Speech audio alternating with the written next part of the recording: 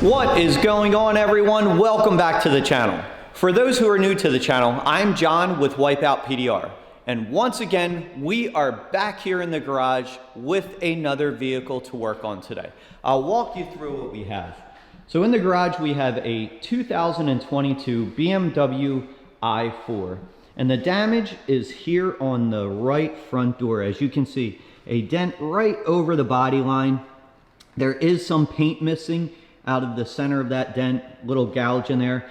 So what we're gonna do is start working on this, getting in there with some metal tools, metal rods, working that metal back out. The customer did give me some touch-up paint, so we'll touch it up afterwards, get this thing looking good and making the customer happy. So once again, we'll take you along with us as we normally do, accessing the dent, working the metal, and getting this thing done so we can move on to the next one. So let's see how this thing turns out and get started. Let's do it.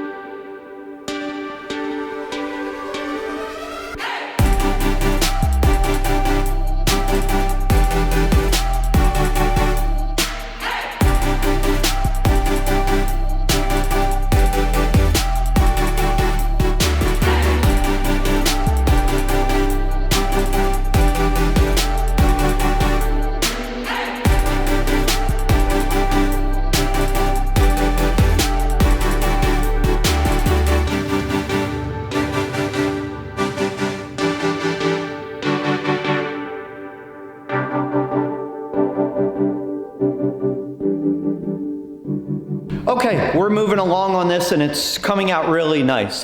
Just kind of switching up the angle that we're working. I'll show you what we're doing here.